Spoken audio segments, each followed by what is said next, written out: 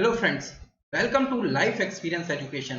मैं हूं प्रवीण कुमार शर्मा और हम इस सीरीज में पॉलिटी को स्टार्टिंग से एंडिंग तक क्वेश्चंस के थ्रू कंप्लीट करते चल रहे हैं और ये है हमारा पार्ट 9 और इसमें हम टॉपिक्स जो कवर अप करेंगे वो है फंडामेंटल राइट्स यानी कि मौलिक अधिकार। ये जो टॉपिक है ये एग्जाम पॉइंट ऑफ व्यू से भी और क्वेश्चन इससे जो बनते हैं वो बहुत इंपॉर्टेंट बनते हैं। तो आप सभी क्वेश्चन को साथ साथ सॉल्व करते चलें और लेक्चर के लास्ट में कमेंट सेक्शन में जरूर बताएं कि आपने कितने क्वेश्चन सही किए हैं। तो स्टार्ट करते हैं लेक्चर को बिना किसी देरी के क्वेश्चन नंबर फर्स्ट के साथ।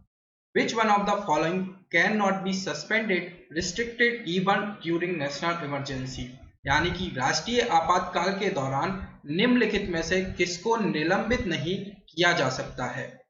अब ये जो हमारी इमरजेंसी है, राष्ट्रीय आपातकालीन है, ये आर्टिकल 352 से 360 के बीच में आते हैं और 3 टाइप की इमरजेंसी बताई गई है। नेशनल इमरजेंसी जो कि आर्टिकल 352 में आता है, उसके बाद प्रेसिडेंट रूल यानी कि स्टेट इमरजेंसी बोला जाता है जो कि आर्टिकल 356 में आता है और फाइनेंशियल इमरजेंसी जो कि आर्टिकल 360 में आता है। अब इनको राष्ट्रीय आपातकालीन को के दौरान निम्नलिखित में से किसको निलंबित नहीं किया जा सकता। तो जो हमारा राइट टू लाइफ है और पर्सनल लिबर्टी राइट है, इसको नहीं हटाया जा सकता यानी कि इसको सस्पेंड नहीं किया जा सकता। अब ये जो right to life and personal liberty right है ये आता है आर्टिकल 21 के अंतर्गत, यानी कि इसमें है क्या कहा गया है, इसमें आर्टिकल 21 में किसी भी व्यक्ति को विधि द्वारा स्थापित प्रक्रिया के अतिरिक्त उसके जीवन और व्यक्तिगत स्वतंत्रता के अधिकार से वंचित नहीं किया जा सकता। यानी कि no person can be deprived of his life and personal liberty except क्या है, according to a procedure established by law. यानी कि इसमें आता है राइट टू लाइफ और ये जो आर्टिकल है सबसे ज्यादा यूज होता है कौन सा, आर्टिकल 21 और इसी के अंतर्गत आता है राइट टू प्राइमरी एजुकेशन, यानी कि जो 6 से 14 साल के बच्चे हैं उनको शिक्षा का अधिकार है। और ये कब ऐड हुआ था, एक केस आया था Mohini Jain versus state of Karnataka जो कि 1992 में आया था और इसी के अंतर्गत सुप्रीम कोर्ट ने right to primary education article 21 में ऐड किया था और इसको कहा जाता है, it is also called axis इसको कहा जाता है। और जो मोस्ट इम्पोर्टेंट आर्टिकल है ये आर्टिकल 21 ही है। तो इसका राइट आंसर क्या हो जाएगा, B, right to life and personal liberty right. Next question है, which one of the following writs examines the functioning of subordinate courts, यानी कि निम्नलिखित में से कौन सा लेखन अधीनस्थ न्यायालयों के कामकाज की जांच करता है। हमने इसके बारे में कल बात किया था। जो आर्टिकल 32 है, आर्टिकल 32 है, इसके अंतर्गत आते हैं राइट टू कॉन्स्टिट्यूशनल रेमेडीज और इसको कहा गया था, क्या कहा गया था, heart and soul of constitution. और किसने कहा था, V.R. अंबेडकर जी ने इसको कहा था। और इसके अंतर्गत in case of violation of fundamental rights a person can approach the supreme court directly, यानी कि किसी भी नागरिक के, जो भारत का नागरिक है, उसके फंडामेंटल राइट्स का उल्लंघन होता है, वायलेशन होता है, तो वो पर्सन डायरेक्टली सुप्रीम कोर्ट में अप्रोच कर सकता है। तो ये आता है आर्टिकल 32 और इसके लिए सुप्रीम कोर्ट रिट्स जारी करता है जो कि इंग्लैंड से लिए गए थे और 5 रिट्स थे जो कि क्या थे, हैवियस कॉर्पस, सेकंड था मैंडामस, थर्ड था प्रोविजन, फोर्थ था सर्टायोररी और फिफ्थ था क्यो वारंटो। और उसके अंतर्गत जो फंक्शनिंग ऑफ सब ऑर्डिनेट कोर्ट है उसके अंतर्गत आता है सर्टायोररी, यानी कि सी इसका हो जाएगा राइट आंसर। अब इसके अंतर्गत क्या बोला जाता है, इसके अंतर्गत है बी इन्फॉर्म, यानी कि ये है उत्प्रेक्षण लेख और इसके अंतर्गत आता है कि इसके द्वारा अधीनस्थ न्यायालयों को यह निर्देश दिया जाता है कि वे अपने पास लंबित मुकदमों के न्याय निर्णय के लिए उसे वरिष्ठ न्यायालय को भेजे। यानी कि यदि कोई लोअर कोर्ट या फिर हाई कोर्ट में केस चल रहा है तो उसको उसके अपर केस में अपर कोर्ट में भेजे, यानी कि यदि लोअर कोर्ट में चल रहा है तो हाई कोर्ट में भेजे और यदि हाई कोर्ट में चल रहा है तो उसको सुप्रीम कोर्ट में भेजे।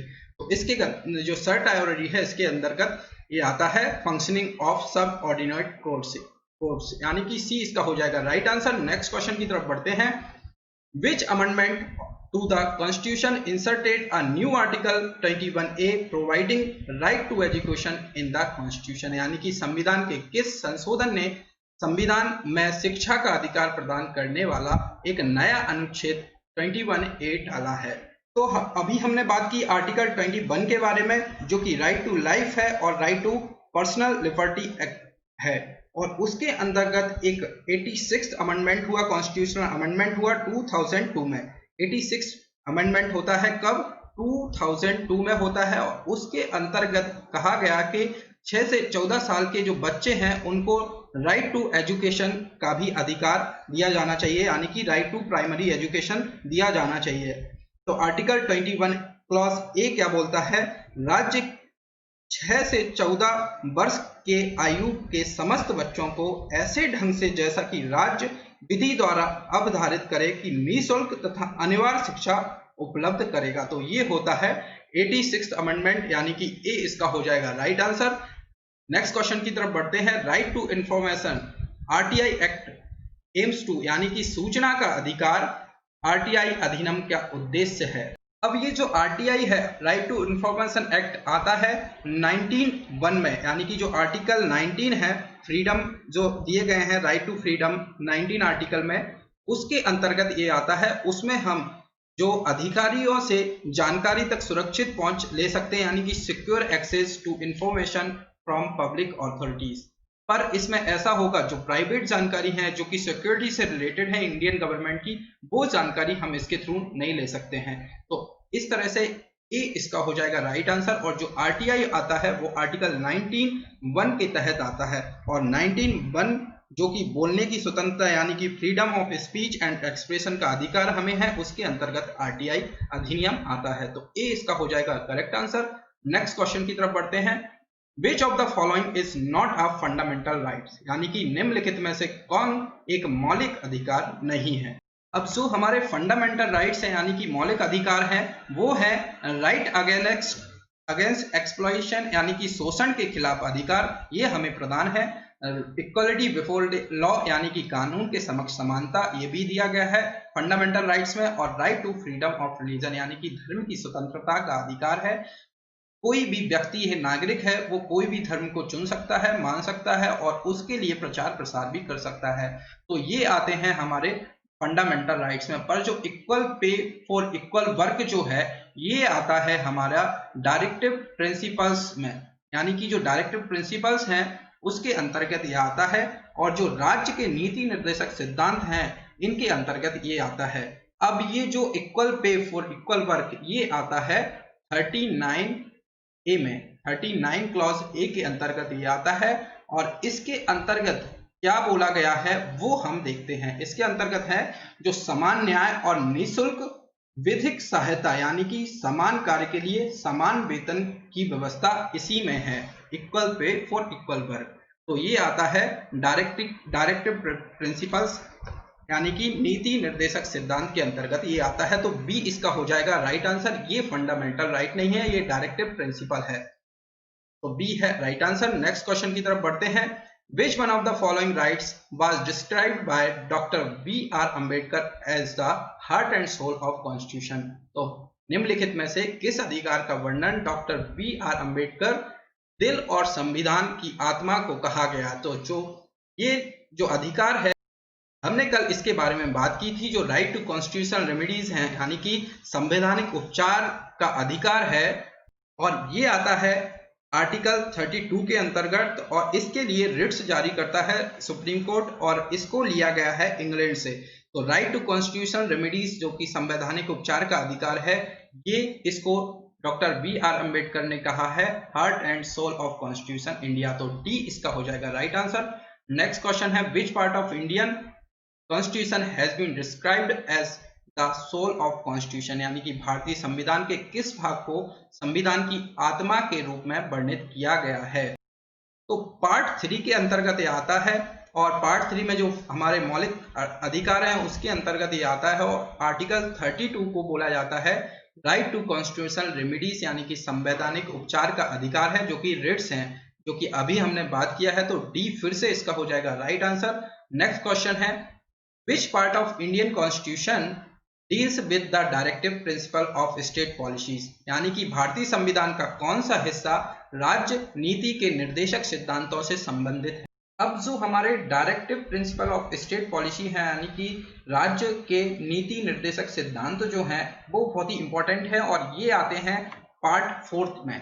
तो सी इसका हो जाएगा राइट आंसर। पार्ट 4 में आते हैं और आर्टिकल 36 से लेकर ये कवर करते हैं 51 तक। 36 टू 51 आते हैं directive principles of state policies, और ये जो हैं लिए गए हैं कहां से, आयरलैंड से, और गवर्नमेंट ऑफ इंडिया एक्ट 1935 के अकॉर्डिंग इनको इंस्ट्रूमेंट ऑफ इंस्ट्रक्शन भी बोला गया है directive principle of state policy को। इसके बारे में हम थोड़ा बात कर लेते हैं। राज्य के जो नीति निर्देशक सिद्धांत का वर्णन संविधान के भाग 4 यानी कि पार्ट 4 में किया गया है और अनुच्छेद 36 से 51 तक इनको आता है। इसकी प्रेरणा आयरलैंड के संविधान से मिली है और इसे न्यायालय द्वारा लागू नहीं किया जा सकता। अब जो राज्य के नीति निर्देशक सिद्धांत हैं वो बहुत ही इंपॉर्टेंट हैं। इसके अंतर्गत आर्टिकल 38 में कहा गया कि राज्य लोक निर्माण लोक कल्याण की अभिवृद्धि के लिए सामाजिक व्यवस्था बनाएगा जिससे नागरिक को सामाजिक आर्थिक एवं राजनीतिक न्याय मिल सके, यानी कि सोशल न्याय मिल सके, इसके अंतर्गत सोशल मिल सके। उसके बाद अनुच्छेद 39A आता है, यानी कि आर्टिकल 39A है जिसमें कि हमने बात की थी समान कार्य के लिए समान वेतन की व्यवस्था होगी। उसके बाद 39B आता है सार्वजनिक धन का स्वामित्व तथा नियंत्रण इस प्रकार करना ताकि सार्वजनिक हित का सर्वोत्तम साधन हो सके।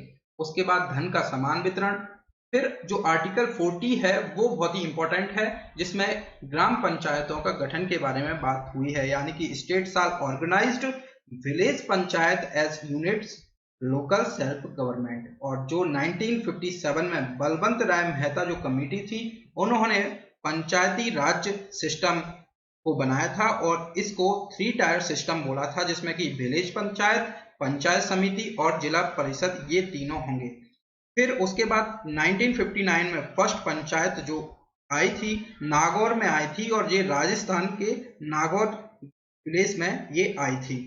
उसके बाद जो 73rd अमेंडमेंट आया था 1992 में, उसमें नरसिम्हा राव जी ने ऐड किया था पार्ट 9 यानी कि पंचायत, जिसमें कि आर्टिकल 243 से 243O तक आता है पंचायती राज, और इसमें शेड्यूल 11 ऐड किया गया जिसकी लिस्ट 29 सब्जेक्ट्स के साथ थी। और 74th अमेंडमेंट 1992 आया जिसके पार्ट 9A ऐड किया गया जिसमें कि म्युनिसिपैलिटीज ऐड हुई और शेड्यूल 12 लिस्ट 18 सब्जेक्ट्स इसमें थे। जो आर्टिकल 41 आता है उसमें कुछ दशाओं में काम, शिक्षा और लोक सहायता पाने का अधिकार है, यानी कि state shall provide right to work subject to its economic capacity. और इसके अंतर्गत जो मनरेगा है वो आया, यानी कि Mahatma Gandhi national rural employment guarantee, ये आता है एक्ट। और फिर उसके बाद आर्टिकल जो 44 है उसमें आता है यूनिफॉर्म सिविल कोड, यानी कि नागरिकों के लिए एक समान सिविल संहिता। फिर आता है आर्टिकल 46 अनुसूचित जातियों और अनुसूचित जनजातियों और अन्य दुर्बल वर्गों के शिक्षा और अर्थ संबंधी हितों की अभिवृद्धि, यानी कि जो आर्टिकल 46 है उसके अंतर्गत जो SC ST को शिक्षा देने के लिए इसमें आता है। उसके बाद आएगा आर्टिकल 48 जिसमें कि कृषि एवं पशुपालन का संगठन है, यानी कि state shall organize agriculture and animal husbandry on modern scientific lines. और इसमें ही 1965 में जो आया था ग्रीन रेवोल्यूशन, जिसके की जनक बोला जाता था इंडिया के MS स्वामीनाथन, और वर्ल्ड के जनक किसको बोला जाता है, नॉर्मन बोरलॉग, इनको बोला जाता है। उसके बाद जो 41A था उसमें पर्यावरण का संरक्षण तथा संवर्धन और वन एवं वन्य जीवों की रक्षा है।